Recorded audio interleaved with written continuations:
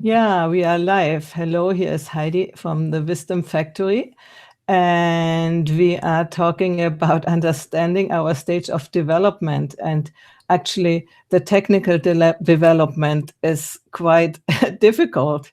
We have, again, some tech problems. And we had already our guest in here, but we couldn't start. And so we had to reorganize everything. And now we have started, but our guest is not here. So we are hoping that he will come very soon. It's about, as I said, understanding our stage of development with Mark Forman, who is an integralist and is very much engaged into this topic. And you can find the website where there are more informations at thewisdomfactory.net/Mark with K minus Forman.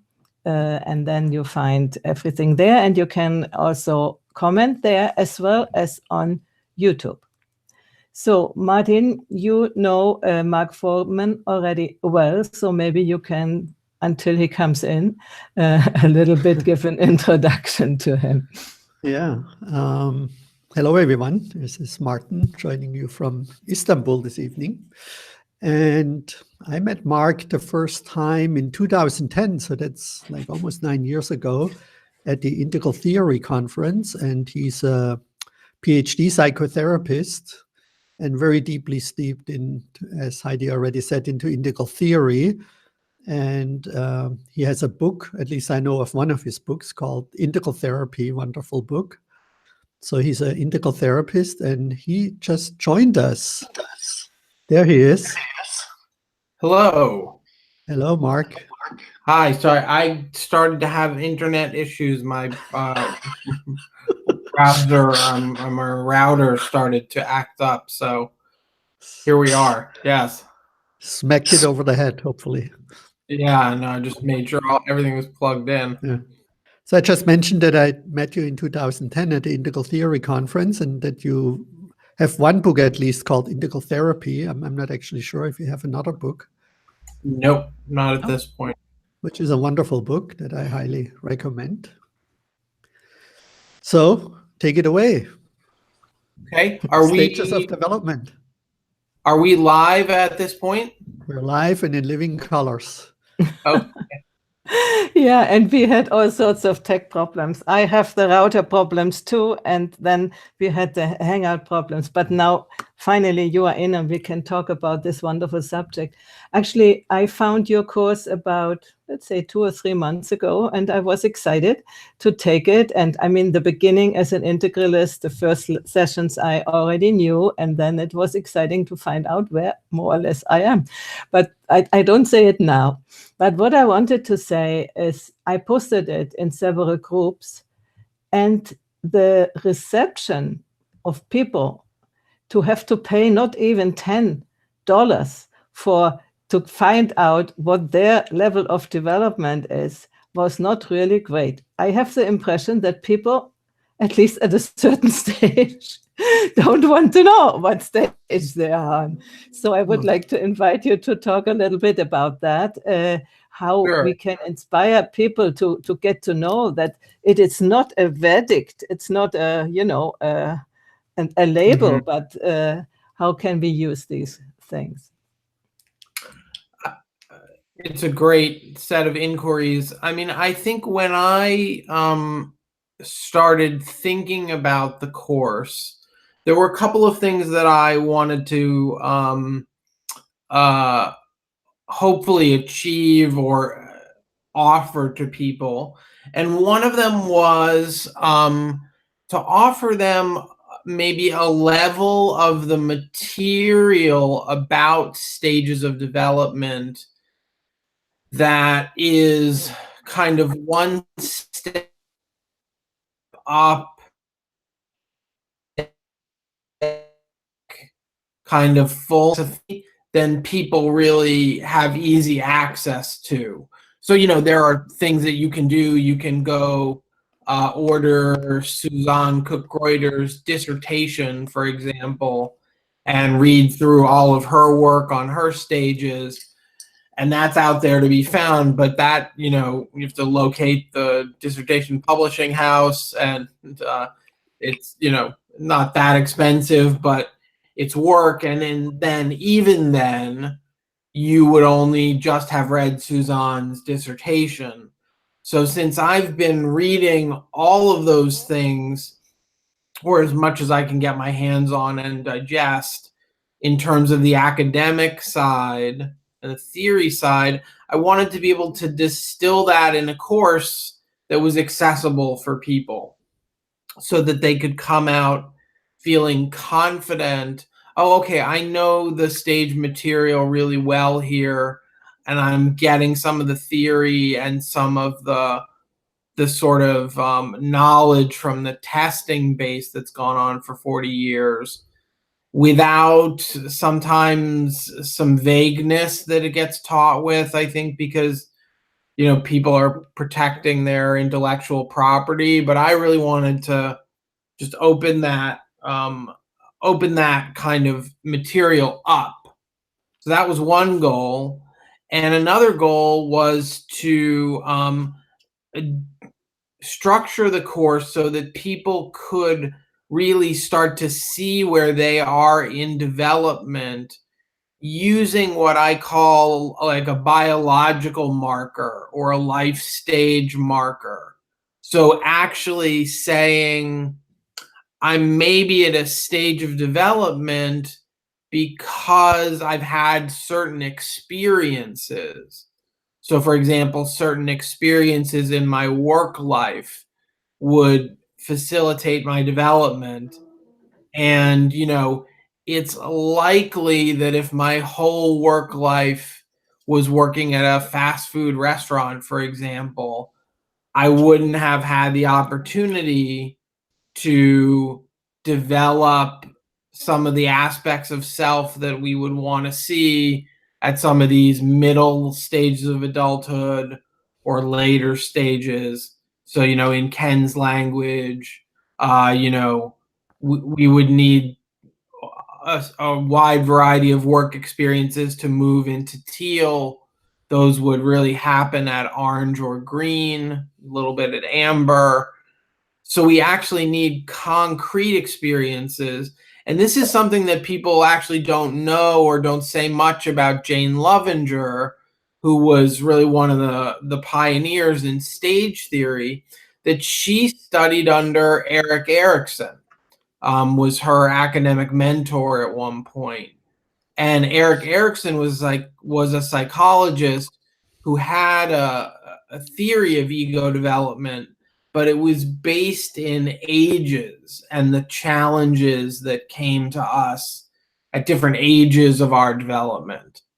And so it was a little more concrete and people could get their minds wrapped around it. So I wanted to add in that life stage material so it isn't just a matter of people saying, well, I read Ken Wilber and I can understand what he's saying, so intellectually, so therefore I must be a teal or turquoise or whatnot. More. We should say a little bit that the stages in development are characterized by these colors. And yeah, so maybe I don't have a chart now open to show it.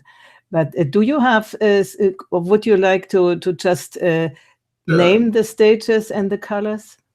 So yeah, there are lots of different models of stages, and in the course that I teach, I try to use all the names so people can start to get familiar with.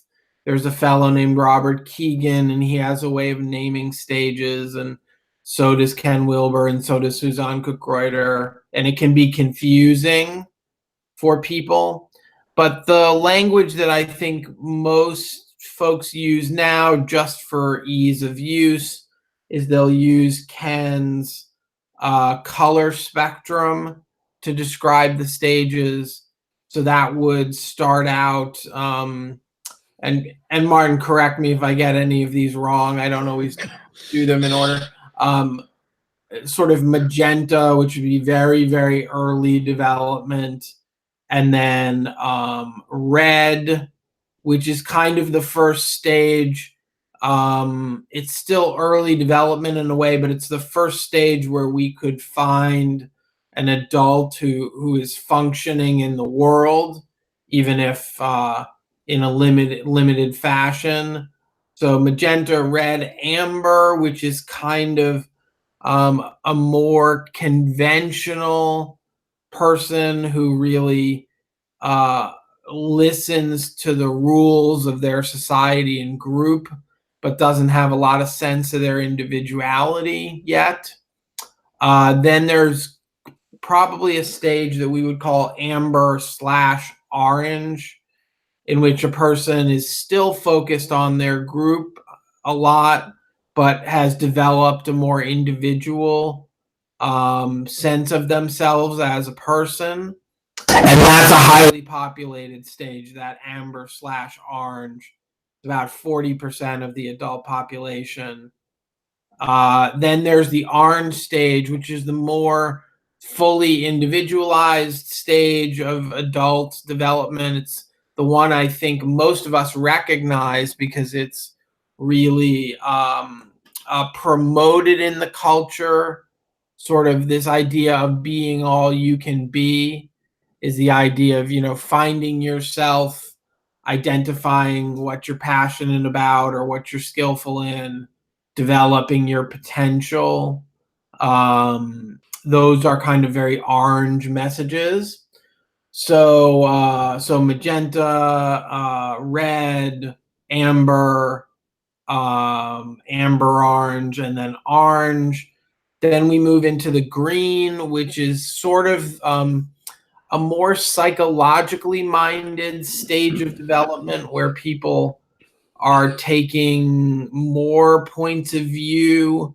They're noticing more of their own sort of subtle emotions or parts of themselves, lots of ways to talk about that. But the mood in that stage is more of a pluralistic mood, which is to say, we're going to take in everything we can take in and going to see all the perspectives we can see at that stage. And that's about 10% of the adult population. The orange is probably about 30%.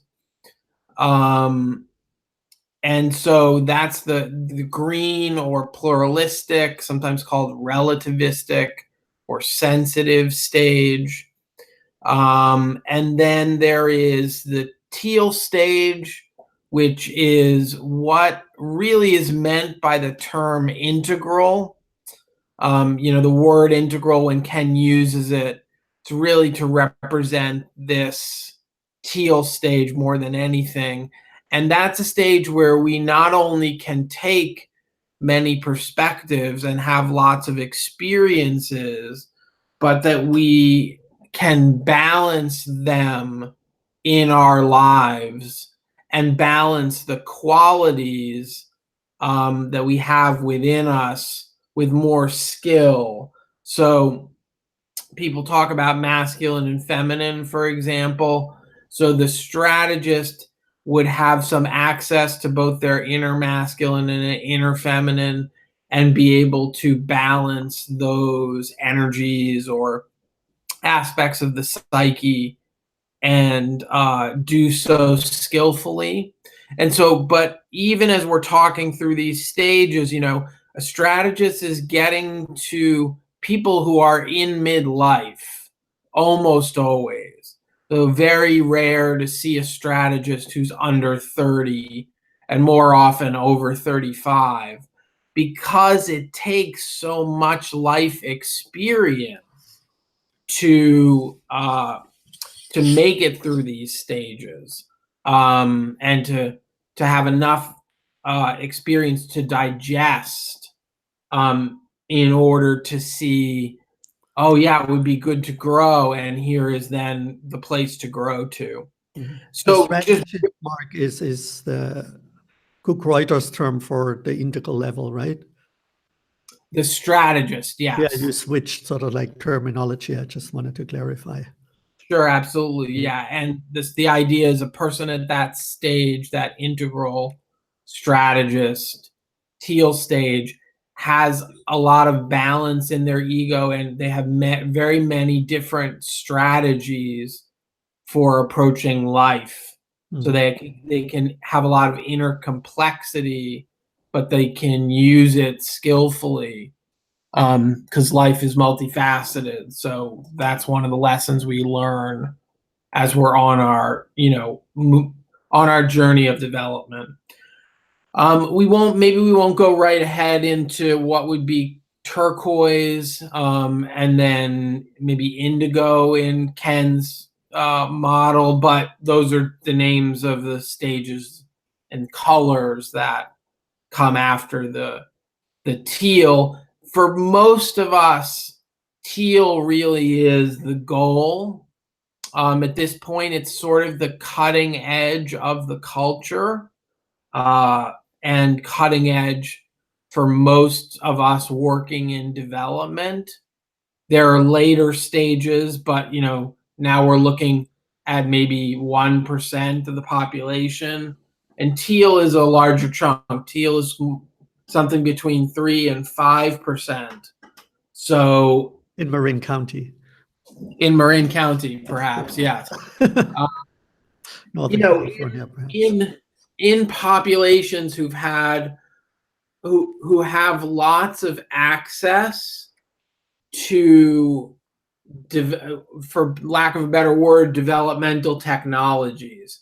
So access to education, access to therapeutic practices and literature, access to spiritual and meditative tools, etc. So in those sort of rich environments, there's no doubt that people both develop there, but also they come there in order to express their development.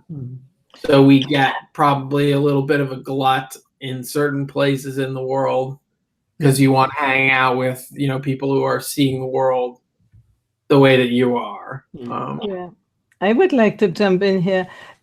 First of all, you were talking about ego development, and it is so fashionable to want to get rid of the ego. So can you talk about why it is important actually not to get rid of the ego, but to develop the ego? And then the next question, as you said, development is practically only possible when you have the right environment. We know that children learn language only if they are spoken to. When they are in isolation, they would never learn language. And so it is with every other thing, and also in adult development. And so maybe you can speak to that a little bit. Why ego development? Ego development, ego just means I in Latin. So we could also say ego development is self-development for myself, yourself, everybody's got a self. And it is crucially important, including in spiritual matters, because regardless of the practitioner, that self is in the mix. That self that feels, that thinks, that chooses, that reacts, that has defenses or chooses to open, is an omnipresent force in our inner world. And there may be in very, very, very late stages of development where people start to experience that they're no longer operating out of their egos in the same way. But it's a small group of people. Very likely they still are operating out of their egos. Their personalities don't change. They don't all get divorced and move and start new professions. It's just phenomenologically in their being, there's been a shift in orientation, but their ego is still functioning. And there's actually a really I take a little guidance from there's a famous Catholic mystic of our time, Bernadette Roberts, if you've ever heard of her. It's Bernadette Roberts or Bernadette Peters. I'm mixing the last name, but she wrote a book called The Experience of No Self, which is a very powerful story of her journey to experiencing, these states and insights of egolessness. And at some point, she says this funny thing after writing all these, many chapters about her dramatic spiritual growth. She says, and no one around me knew any of this was happening. And what she said is that because her prior spiritual work had been on developing an integrated self, mind and body, so that when she reached these new sort of transcendental places in her awareness, her integrated mind body could run her life. It could keep going and keep functioning because she had very good ego strength. And then she could then take these some of these leaps into deeper spiritual awareness. So I get very frustrated by that dialogue, although I understand, I think, sympathetically where it's coming from. People want to say, there is a way to live your life where you're transcending and including your ego, but I've only seen damage done from people who say you have to get rid of your ego. That just causes people to have a stunted ego growth, and then their spiritual growth doesn't do so well either. The stage model that I'm talking about, and in this tradition, really says grow your ego in the best, healthiest sense, and then add in sort of the meditative dimensions, and they will come together in a way so that the spiritual insights will have a firm grounding as you reach these later stages, and you'll be more successful in having a well-rounded life. I think that would be the message. So very integrative, very integral. Everything is partial but true, and important. Yeah. So this development, the ego development, is what we are calling growing up. Mm-hmm. And and that is so important in life, especially if we feel to have a mission to make the world a better place. It would be good that we are growing up ourselves to a certain stage where we really can do it, instead of, doing too many errors. And as Ken Wilber said, yes, maybe we do less errors, but when we do errors, when we are grown up, then they might be more tragic, let's say. So let's talk a little bit about these stages which you are naming in your courses, and what is the characteristic, how people can see where they are. I mean, maybe not every stage, but you can pick out an early one, a middle one, and the later one, maybe. Or Martin, do you want some other question before? Yeah, I think we might go there, which is, I haven't taken the course, Mark. I'm still planning to. But is it kind of like a self-evaluation that people do? Or so in the course is in 6 lectures. The whole course is only about 3 hours or a little more. And there's a little online test to take that will help you find your stage. But also I talk people through that in the course. How do you find your stage?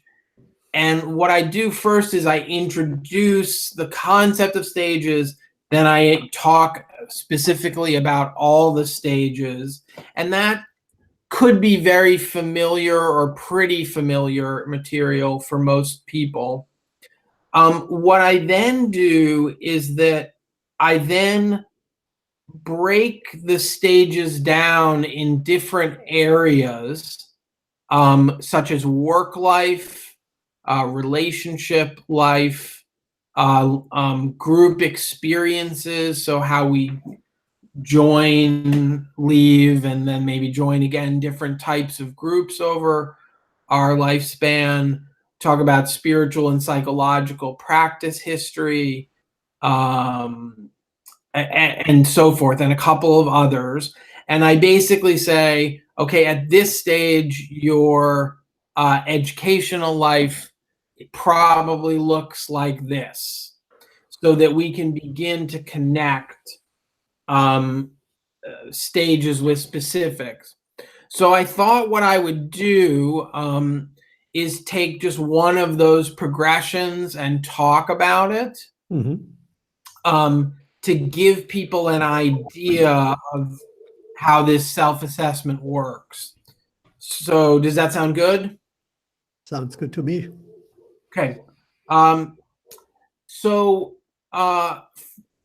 talking about education is a really important topic, and development is very much correlated with education, although I really want to emphasize not just education in the formal sense. So it's not just about how much school you've done or a person has done. It's how much reading on what's one's own, how much investigating, how many kind of experiences or experiential learning opportunities you've had. So, if the topic that you were learning about is art, if you had, been everywhere you could be to see all the art exhibits, that's education. So it's the sum total of learning about something and learning about subjects in a way that deepens over time, so that whatever you're studying or investigating, you gain more and more knowledge and you try to develop more and more skill, as opposed to just, my topic is photography, but I learned something, some things in high school and I never really did anything else, as opposed to I've tried new ways to approach it and investigated new, techniques or new equipment. And it's been a lifelong learning for me. So that's just to really emphasize education is formal education plus informal education. So if we started at that red stage, so the earliest stage that an adult could be, usually these are persons who have struggled with education, because they struggle with rules and boundaries and getting along in environments and being told what to do and completing their tasks. And it's not because they have cognitive problems, it's because they tend to be more defiant and they're seeking more immediate gratification. School is, of course, about long-term, learning in whatever case. So if someone comes into my office and they've had a ton of struggle with school, never completed high school, never went on to any college, don't do any kind of reading and stuff like that, that might be a cue for this opportunist stage. I would note that. Next stage is the amber or diplomat. This is more of a stage where people are good at following rules and they tend to want to meet the standards given to them by society. And at least in an American context, that would be completing high school is considered sort of the minimum education that someone can do, and be considered, yes, you've completed what we wanted you to do. And so high school education and maybe not too much informal education would be signs of the diplomat stage. Not too great of a thirst for learning at that point in their lives. So that would be what education looks like. And if we move to that amber orange stage, just a quick question: why is it called diplomat? The stage is sometimes called diplomat because within the person's group, within their group, they make a very strong effort to fit in, not to stick out, not to create tension or conflict. If they're relating to people in the out group, so the people who live, in that village over there, maybe they will create conflict, but that's as a part of their group. So they call it a diplomat because they're diplomatic with their kin. And more or less. Yep. Thank you. Is that clear? Mm-hmm. Okay. So the amber orange, so this is where some people discover they have an individual side, but they still like to be group orientated. And it tends to be that finding their individual side gets expressed in education. They do more development of skills in particular. That's a part of the stage that a lot of people talk about.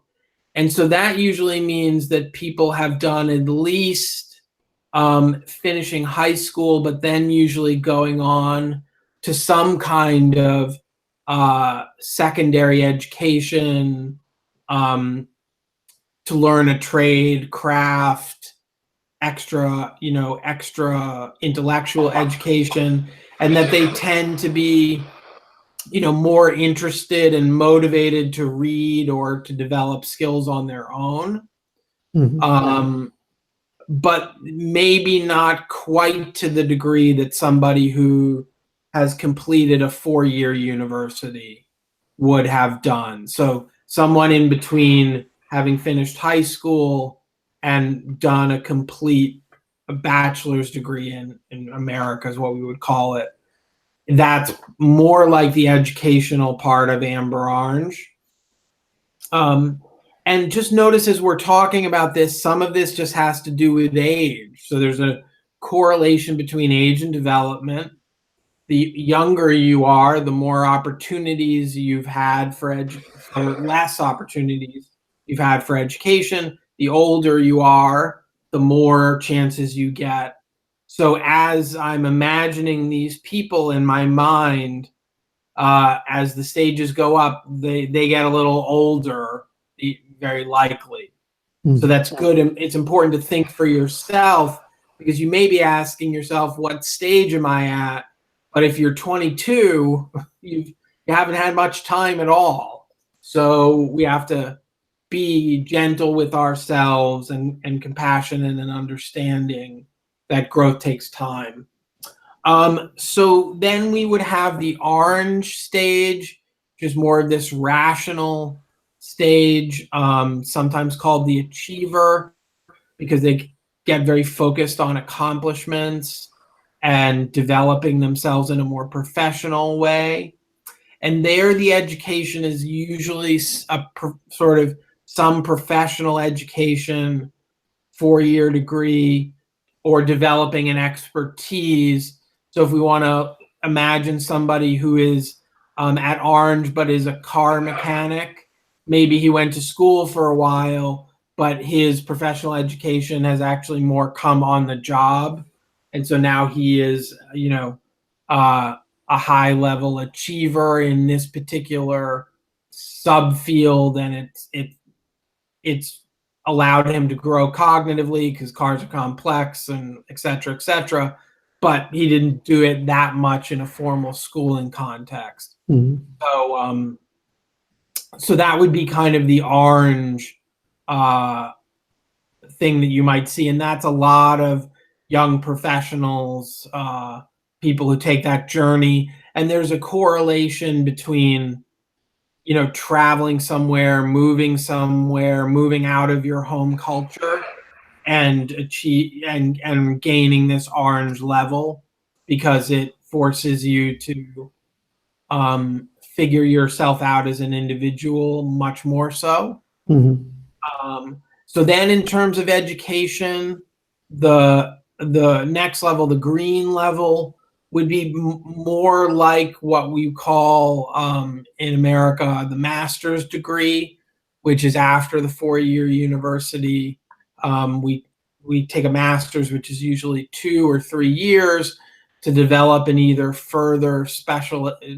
a further specialization in an area. And so this pushes us into being able to see more perspectives, because the educational work cognitively challenges us in a new way. And again, people do it on their own as well, or informally, but a master's degree would be the most standard form. And so we start to see people, these are people who are often now closer to midlife. So a lot of people get master's degrees in their 30s and 40s. And so there's a way that the green development is coming on for most people at that somewhat later ages. The then next stage, teal, would be kind of equivalent to a PhD, getting that degree, or going through a process of learning very deeply and widely about one thing, so that you've learned to be integral about a subject. You understand that there are different points of view on your subject. So if your subject is music, you would understand that there are many different methods, ways of playing, ways of conceptualizing and constructing music, and they all have value. And at different times and places, they have value, and one can't be said to be better than the others all of the time.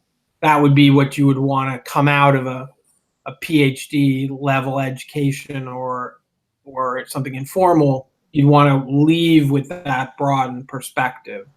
So if somebody can I come in here, because I find it now a little bit curious, because a PhD I wouldn't have connected with integral, and I wouldn't even have connected an master's with green.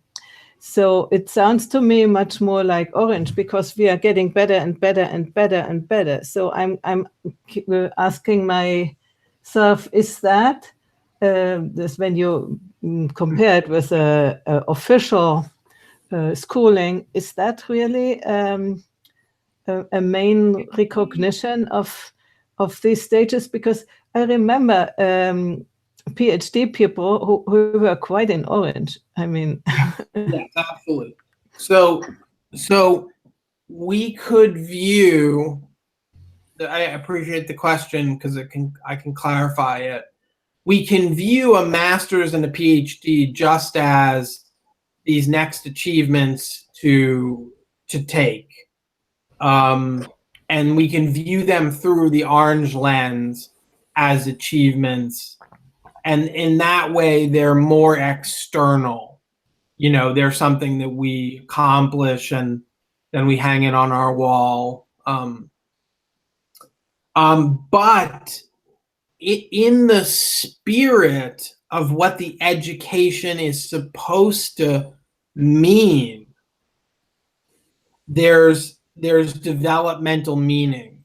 So a PhD is a doctorate. A doctor is a teacher. the meaning of a teacher is to be able to communicate a subject broadly, widely, deeply. And it has the connotation of having spent time to really do the inner sort of searching around truth or meaning or importance in a particular subject. So I'm sort of more pointing to what I think the deeper meanings of those degrees are, rather than just seeing them as achievements. And this is a little biased because I'm in a therapeutic field.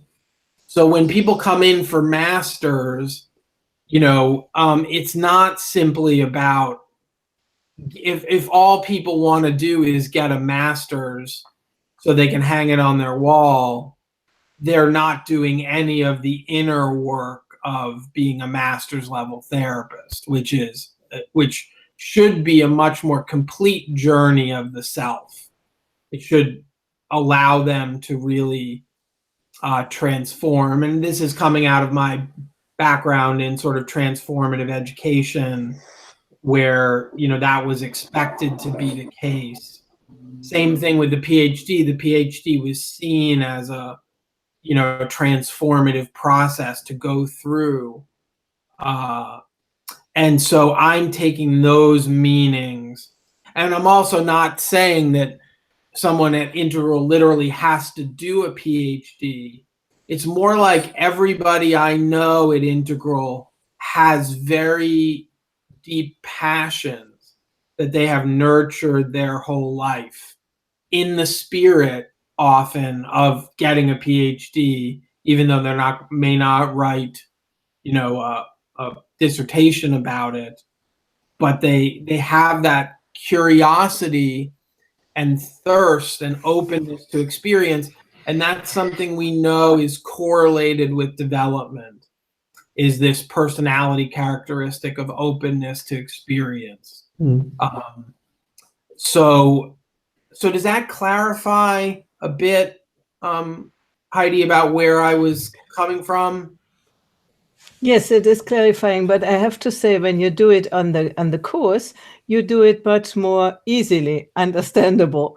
You say you probably have had a teaching experience, or you have had other people, you were a tutor for other people, or in life experience or something like that. You say it in this way, so that I think it is easy to understand. And it's not only about education, because here it seems as if everything is attached to education. You said it at the beginning, that there are different, how do you say, fields you are evaluating. I just wanted to repeat, that's not only about education. And when you talk about PhD, as you said now, it doesn't mean that you have written necessarily a PhD, that you can be in a higher level without having a master's degree or even a bachelor's degree when you have done equivalent things. And there are some other aspects. And if you can briefly talk about another aspect, not only education, that would be nice.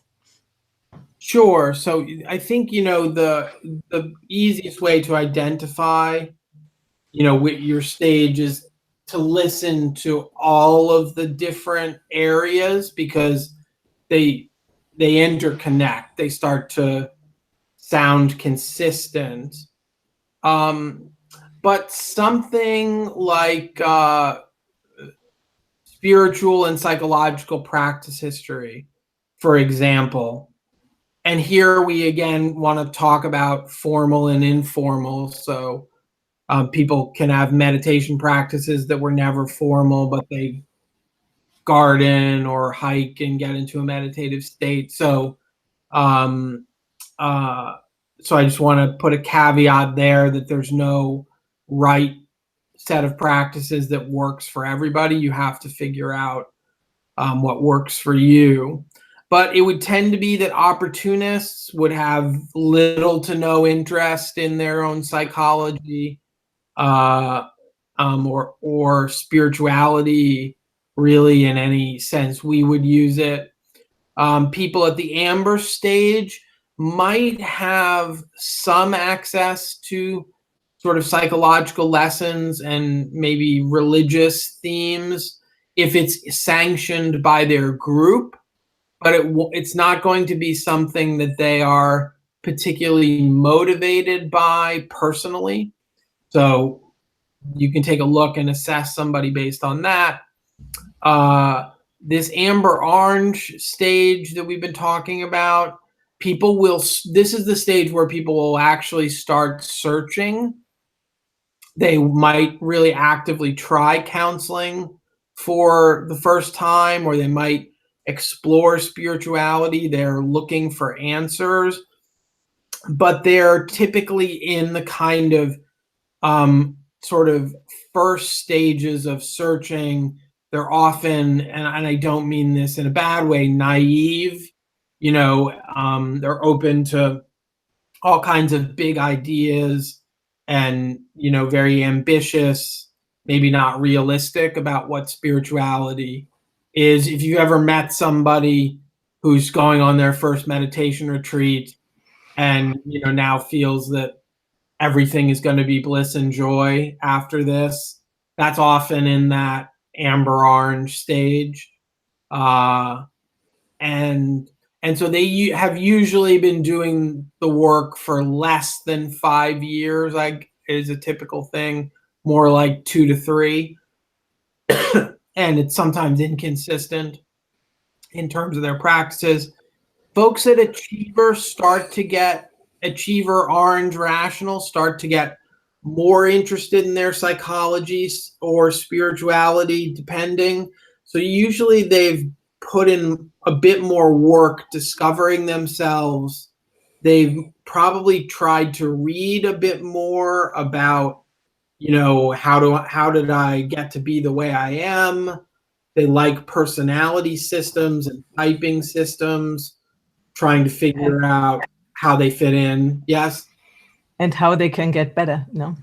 Yes, and how they can get better. So I think, both amber orange and the orange stage have a strong drive to get better in slightly different ways. But yeah, and, if someone at orange takes up meditation, their motivation is often to improve performance or to improve things in daily life, to be calmer, to be more functional, and so forth. But I usually think of that as about the first 5 years. Then I think of the folks in green or pluralistic. Often their practice histories are more extensive. They've almost always done a lot of self-searching at that point, and they're really motivated to do more. So that might be the next 5 to 15 years of practice.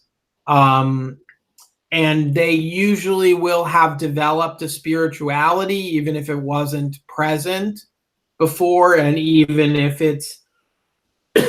the spirituality is something that they pull from many places. They love a little Rumi, they've done a little Buddhist meditation, maybe they go to church, so they can be very eclectic at that stage, in particular. When we're talking about teal, most people who reach teal, have had a deliberate sort of either practice or they've just lived very deliberate, challenging lives. So I think of Barack Obama as a very good example of teal. And I think he's probably done some counseling, in his past, but, he wrote a couple of books, all self-reflecting on his whole experience, and then, entered into, challenging, interesting environments that would push his growth, socially and with himself. So he may be a famous example of he wasn't just sitting on a meditation cushion. I don't know if he's ever had a formal meditation practice, but has, moved into the teal realm for sure. And, he has a JD, so he has a PhD in law, essentially.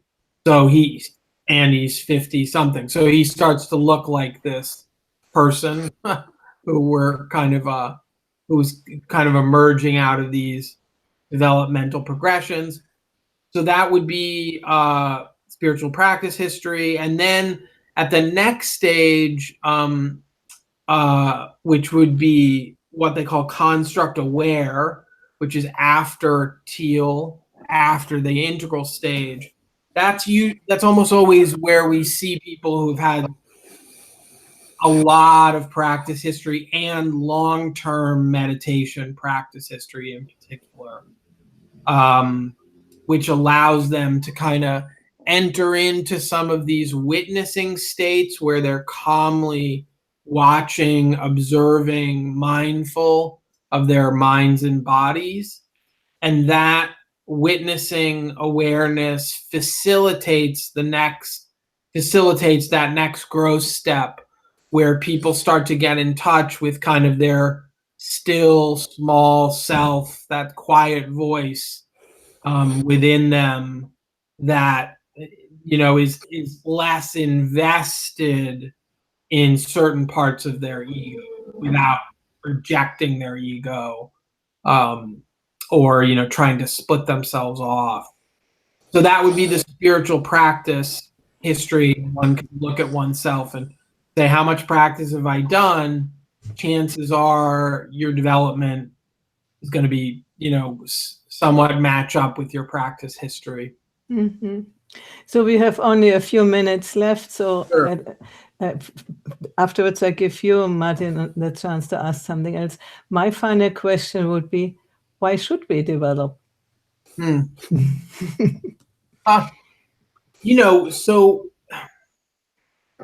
one answer is we don't have anything better to do.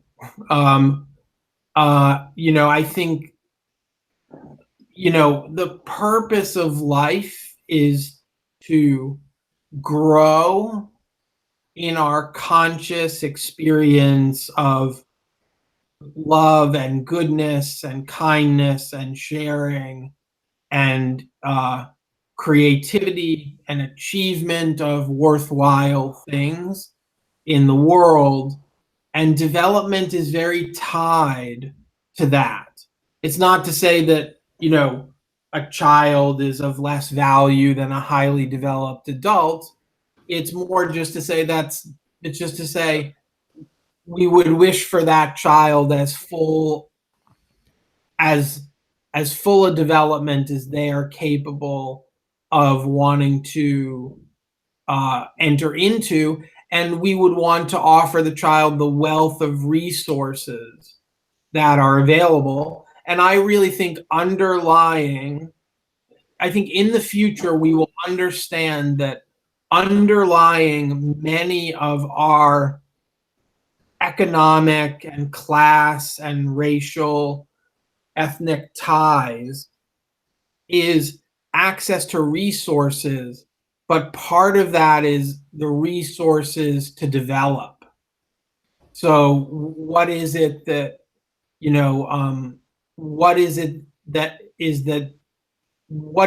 bad about racism once you take away some of its more obvious manifestations like segregation? Well, racism can get in the way of people fully actualizing, because either they internalize the negativity, or there are subtle ways that they're dehumanized, or there's opportunities they don't take or can't get in subtle ways that could help them develop. So I really think that development is what we are all wanting, and that is therefore the reason to do it. Like, by engaging development, we're going along with what life wants from us and we want from life. Now, you don't have to think about it in terms of these stages. You could take another set of models and that talk about growth in different ways, different traditions, a Christian model. It matters very little. If you have a model that gives you a trajectory and says, do these things to help grow, then you've got a lifelong learning model, and that's what you need. So I want to emphasize the model that I offer to people. I do, because I think it's grounded in a certain academic psychological literature, which I think is valuable. But I would much rather people just find something that moves them and inspires them, and that they can take forward with them. Did that answer the question, Heidi? Yeah, thank you. And to a certain degree, I think also development is inevitable, at least up to a certain stage of development. Yeah. And then we can see where we still can go when we know our level of development and see how the higher levels express. Then we know what we can try to reach to. So that's, for me, it's really good. It's not for being pushed down with a label, you are only an achiever or you are only blah, blah, blah, but to see where we can still go. And I'm certainly not at the last level, which you have presented. So nor am I. So yes, it's in it's to understand your current stage is to help clarify some things and then allow you to ask the question, do I want to grow? And if so, what would I do? And the model suggests certain things that you would work on, different domains of your life. So I think it's been always very helpful to me in my growth, to reflect on this question. And so in a sense, I'm passing that on as well. Thank you very much. And Martin, would you take the last word and closing us out? Well, as some of you know, I lived from 95 to 2014 in Northern California, in Santa Rosa, and basically went there from my, orange to green to integral, which is was an extremely conducive environment. And then I moved to LA, and it it was very different there. The relatively small, or by the time non-existing integral scene, that the people seem to be very focused on cognitive understanding, which would have been a question to Mark. What do you see as the difference between cognitive understanding and embodiment of these stages, where I often see that people self-identify or self-qualify 2 stages higher cognitively than where their embodiment is. Yeah. And now I'm living in Turkey since since June last year, so a little bit over 6 months. And green, I don't really see anything green-like as it has emerged in Northern California. They're just now getting a little bit into Eckhart Tolle and into Theta healing and Reiki, and so like these new age healing modalities, but it's all not grounded in a deeper green. And of course, people have PhDs here and have done all the things that you have mentioned, Mark. So I think to look through the lens as you describe is really helpful if you're in an environment where all these stages are all culturally and educationally accessible to you and available. And in Turkey, they have a huge brain drain, right? That 200,000 people, I think, a year, highly educated and affluent, leave the country because they just don't feel met here enough. Mm-hmm.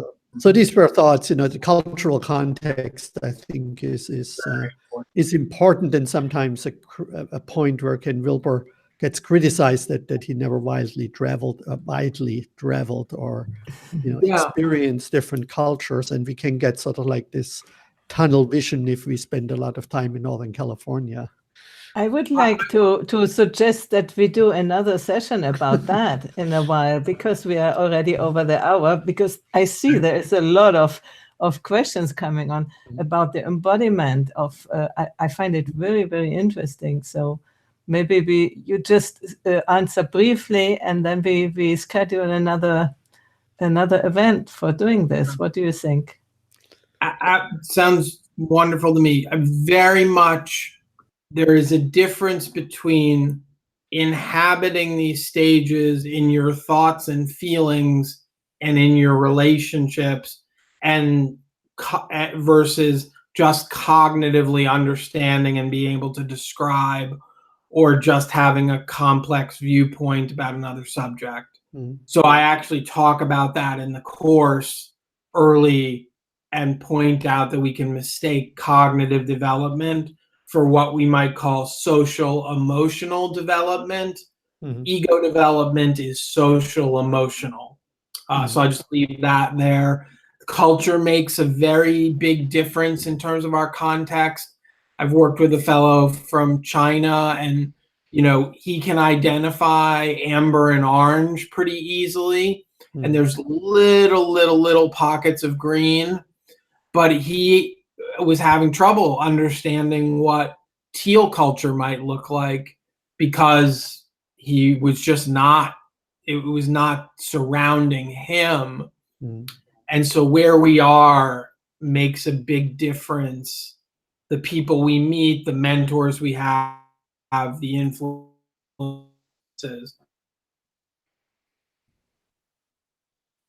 Context, left context, quadrant context for integral folks definitely impacts. It's something to think about. Well,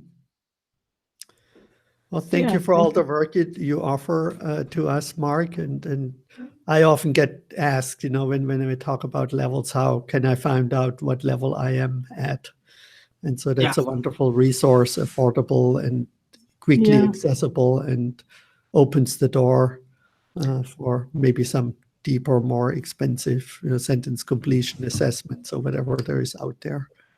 Yeah, that's the link is on the page in our website, which is for Mark Forman, and it's thewisdomfactory.net/Mark- or minus, I don't know, you say, Forman.